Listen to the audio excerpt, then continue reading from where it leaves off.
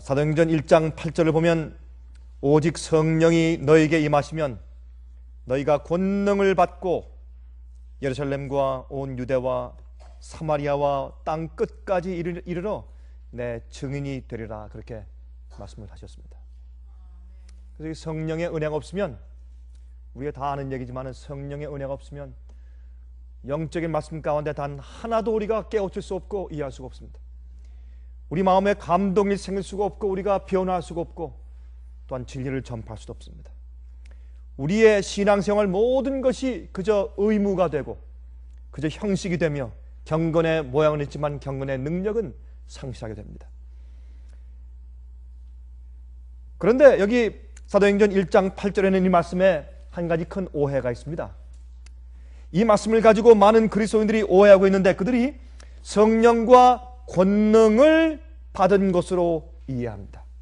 다시 말해서 오순절날 성령이 임했을 때, 그때 그들이 성령을 받은 다음에 성령을 받은 그 결과로 인해서 하늘에서부터 어떤 또 다른 능력을 받게 된 것처럼 그렇게 오해하는 것입니다. 잘못된 생각입니다. 그것이 아니고 성령과 아울러서 또 다른 능력을 받는 것이 아닙니다. 성령이 능력이세요. 성령 하나님 자체가 권능이십니다. 그렇게 이해해야 합니다. 하나님 자체는 하나님이세요. 하나님은 능력이십니다. 우리가 필요한 모든 것을 가지고 계시고 우리가 알고 싶은 모든 것을 가지고 계시고 우리에게 공급해 줄 수 있는 모든 것들을 다 가지고 계신 분이 하나님이십니다. 하나님의 성령이 이것을 우리에게 보이신다니 성령은 모든 것, 곧 하나님의 깊은 것이라도 통달하시느니라. 여러분, 하나님 속에 있는 그 모든 깊은 것, 빠짐이 없이 충만한 것을 우리에게 보이시고 깨닫게 하시고 알게 해주시는 분이 누구시라고요? 성령이시라고요.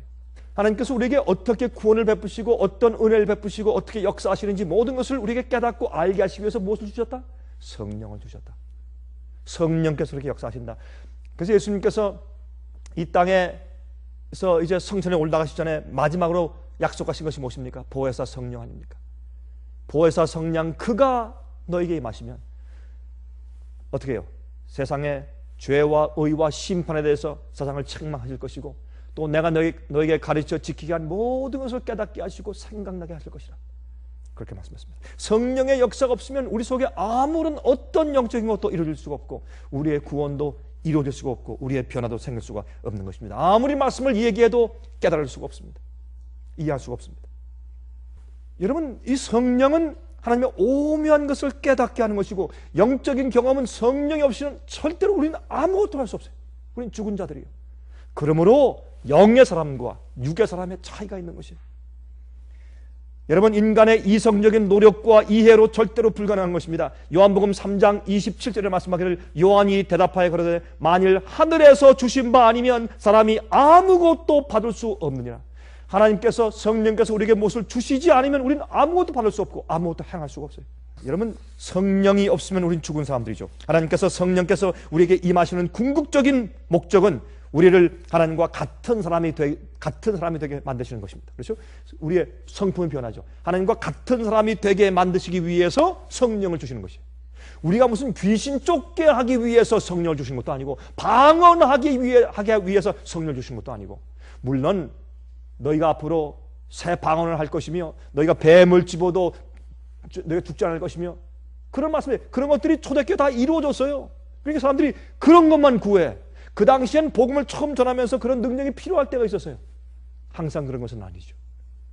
새 방언이라는 것은 이상한 뜻 하는 것이 아니라 그것은 어떻게 자기 하는 말을 다른 사람들이 알아듣지 못하기 때문에 그 사람들이 알아듣는 외국어가 입에서 터지는 것이죠. 그래서 우리를 완전히 회복하고 회개케 하기 위해서 하나님과 같은 사람이 되게 하기 위해서 하나님의 마음을 넣어주고 주의 영을 내 속에 넣어주는 것이 성령을 받는 것이죠. 이 성령의 능력은 너무나 충분하기 때문에 부족한 것이 없어요. 우리가 더할 것이 없어요. 우리의 연약함들과 부족함들을 다 채우시고 남음이 있어요. 여러분, 무엇이 필요하십니까? 우리에게 필요한 것을 다 채우고 남음이 있어요. 여러분들 무엇이 필요하세요? 예? 여러분들은 어떤 것이 극복이 안 되십니까? 어떤 일에 자꾸 걸려 넘어져요? 어떤 문제가 있습니까? 아무리 하려고 해도 안 되는 어떤 무엇이 있습니까? 싸움을 안 하려고 해도 자꾸 싸움이 됩니까? 미움이 문제입니까? 비난하는 말이 문제입니까? 무엇이 문제예요? 너무 말이 많습니까? 안 하려고 해서 자꾸 말이 나와요? 어떤 유혹에 약합니까? 쉽게 의심하게 됩니까? 무엇이 문제예요? 하나님의 성령 우리 마음 가운데 임하시면 너무 충만하기 때문에 부족한 것이 없어요. 모든 영적인 문제가 다 해결됩니다. 영적이지 않은 일에는 성령께서 역사할 필요가 없어요. 영적이지 않은 일에는 우리가 할 수 있으니까. 회사 경영하는 거 성령이 없어서 회사 경영해. 여러분 성령을 모르고 예수 모르는 사람도 회사 경영 잘해서 돈 잘 벌어요. 거짓말하고 속이고 잘해요. 여러분 화면 통해서 제 얘기를 듣는 분들 잘 기억하십시오. 성령을 받으면 영적으로 우리가 쇄신하게 돼요.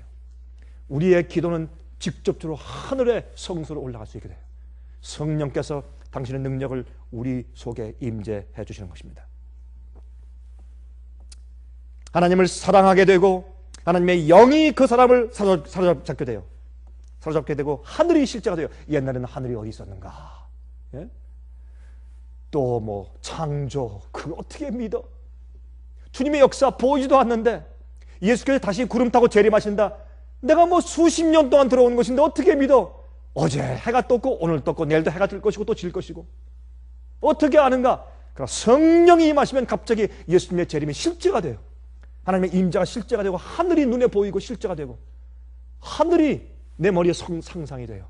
말씀이 믿어지고 이상한 일들이 생겨요. 여러분 이것이 성령의 역사예요. 하늘이 실제가 돼요.